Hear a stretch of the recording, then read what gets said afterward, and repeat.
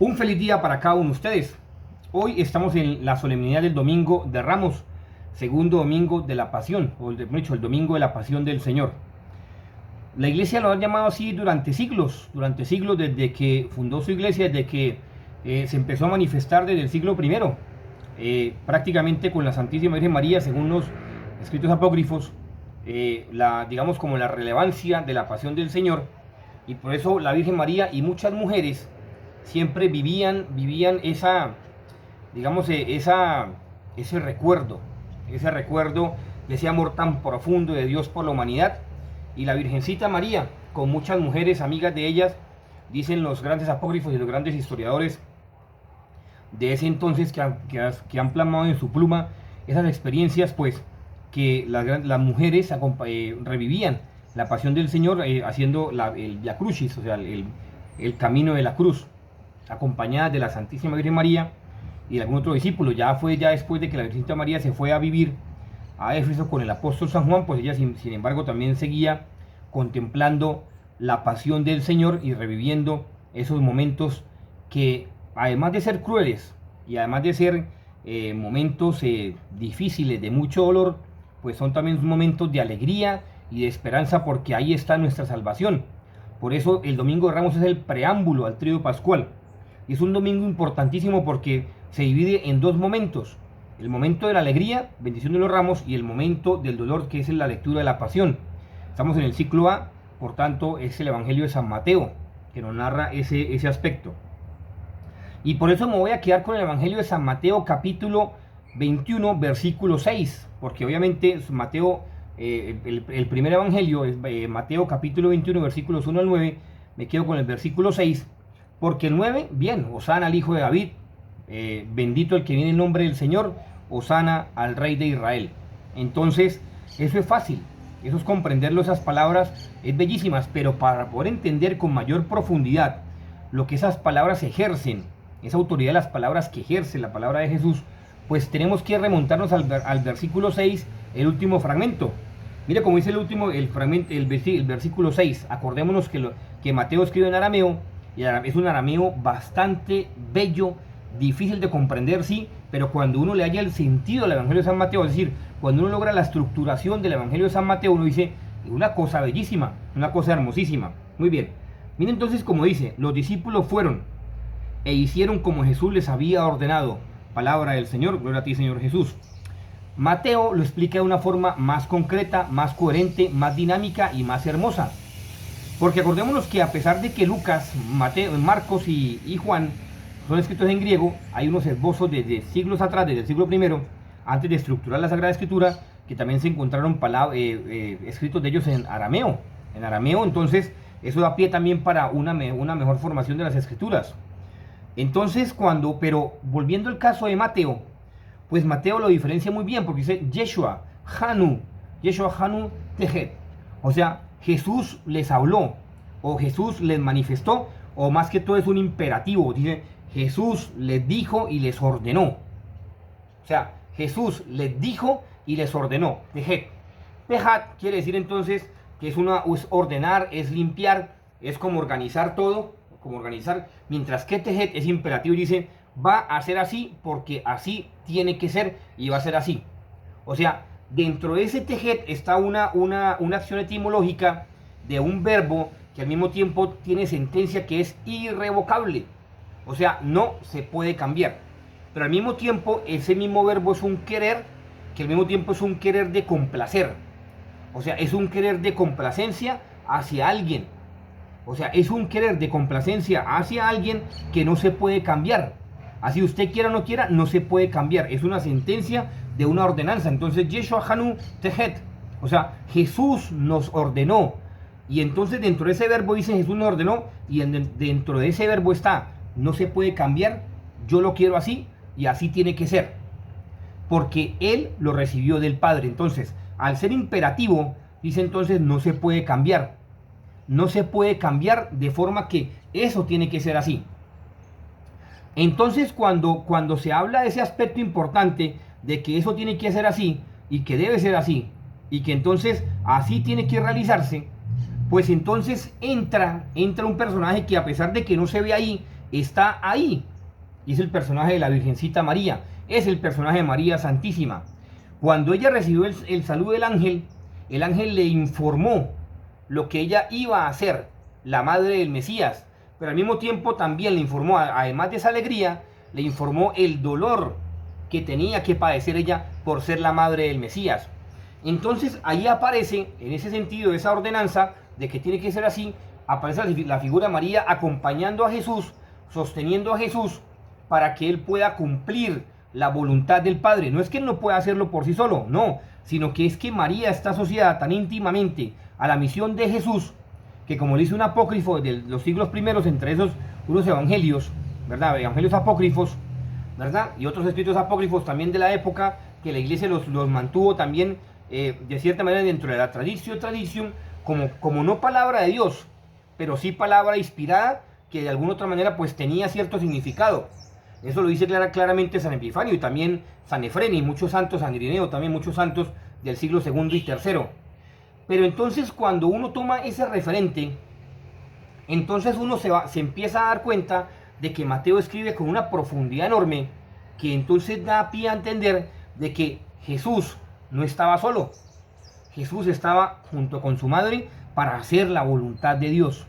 Jesús estaba como el verdadero Mesías para alcanzar la voluntad de Dios, acompañado de su Madre Santísima, porque cuando se hace la exégesis, Yeshua Hanu, ¿verdad? Tejet, entonces está queriendo decir que es una ordenanza que al mismo tiempo de que él tiene que hacer así las cosas, pues su mamá lo está al lado acompañándolo y viviendo la pasión que él está viviendo, y yo creo que peor aún, porque es el dolor de madre que se desgarra por dentro, es el dolor de madre que se desgarra al saber que su hijo va a morir por culpa, no solo, o sea, de ella no, porque ella es inmaculada, sino por culpa de nosotros. Y algunos dicen, no, es que los judíos lo mataron. No, los judíos no lo mataron. Los judíos fueron, pues sí, lastimosamente, eso es un tema para el día de esta Semana Santa. Otro día de la Semana Santa explicaremos por qué los judíos no lo mataron, pero sin embargo fueron la sedicia de esa gente que utilizó el maligno para matar a Jesús. Otro día hablamos de ese tema. Pero en ese tema estamos hablando del Domingo de Ramos. Entonces, estamos acompañando a Jesús, y para que el Osana, Hoshana, Bar David, ¿verdad? Como decían, porque hablaban en arameo, Hoshana Bar David, Beshem Hadonai, ¿verdad? Beshem Adonai, ¿verdad? Malchut Israel. O sea, está para que eso se diera y tuviera un contexto totalmente mesiánico, tenía que entonces estar Jesús con su forma imperativa, diciendo, así tiene que ser, o sea, tejet, o sea, así tiene que ser, así tiene que llevarse. Por tanto, cuando se habla del Domingo de Ramos, también tiene que remontarse a la fiesta del siglo IV y también siglo IX, que la iglesia ya le instituyó como el Domingo de Ramos, porque en el siglo IV los obispos de Jerusalén se montaban en un borriquito, en un asno, y obviamente caminaban según el pasaje evangélico, según lo hizo nuestro Señor Jesucristo en Jerusalén. Y después del siglo IX, la iglesia de Roma lo adaptó para sí. Acordémonos que esto también fue tomado por San Pedro el Papa, también lo narran algunas dataciones del siglo I, y también muchos, digamos, santos, entre ellos también, por ejemplo, de San Cirilo de Alejandría, también siglo III, IV, y otros grandes papas, Dámaso, y otros papas de Basilio, ¿verdad? Magno, y todos esos, digamos, grandes santos adaptaron esa postura, sino que fue hasta el siglo IX que la iglesia ya la adaptó como tal, con su propia fórmula de bendición de los ramos. Entonces, ya para ir finalizando por cuestión del tiempo de este video, retomando la persona de María, entonces, y con respecto a la misión que está aquí implícita en San Mateo, pues entonces podemos observar que Cristo está seguro de su misión. Es porque primero glorifica al Padre, pero segundo, porque su mamá lo acompaña. Entonces, lo que nos debe quedar hoy nos debe quedar muy claro, según el texto de San Mateo, de forma implícita, es que la Santísima Virgen María nos acompaña en el dolor. La Santísima Virgen María nos acompaña en las pruebas, en las alegrías y las pruebas.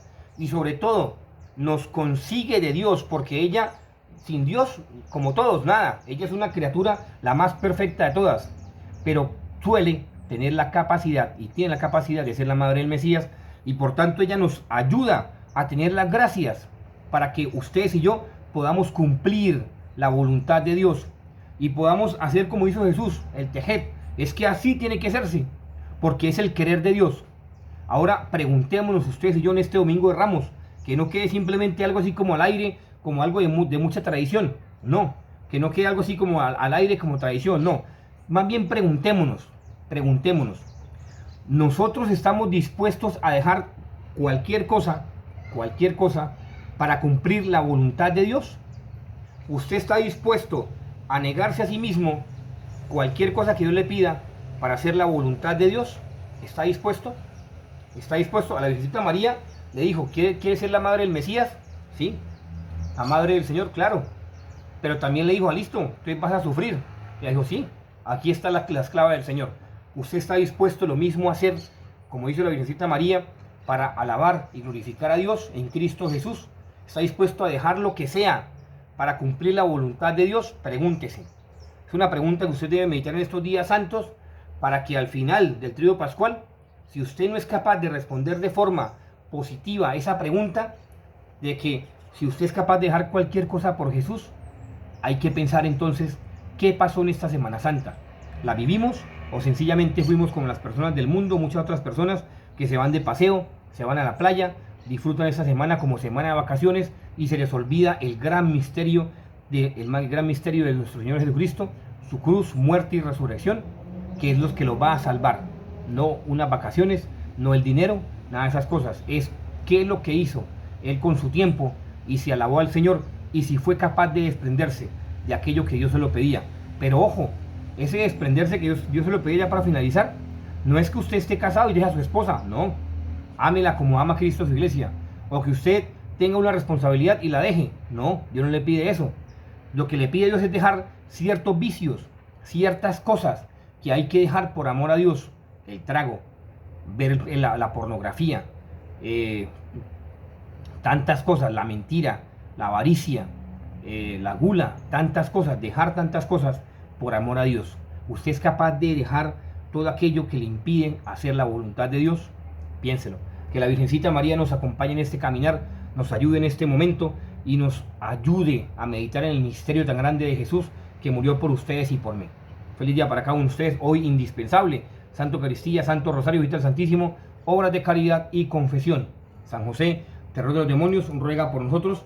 Pregúntese, preguntémonos, ¿qué somos capaces nosotros por dejar para que nosotros hagamos la voluntad de Dios? ¿Qué estamos dispuestos nosotros por dejar para que nosotros podamos hacer la voluntad de Dios? O más bien, ¿qué es lo que aquello se opone para que yo cumpla la voluntad de Dios? Brujería, gravísimo. Maleficio a otras personas, gravísimo. Eso ya lo hablamos y lo volvemos a hablar en otro momento. Gravísimo. ¿Qué se le opone? Hay que pensar. El mal hacia una persona, difícil, gravísimo, porque la persona le puede perjudicar, pero el último perjudicado es la persona que hace brujería. Terrible. Bueno, eso para otro momento. Dios los bendiga, que esté muy bien. María, Reina de la Paz, ruega por nosotros. Ya dije lo de San José, terror de demonios, pero sin embargo es bueno repetirlo. San José, terror de demonios, ruega por nosotros. Que estén muy bien. Feliz domingo de Ramos.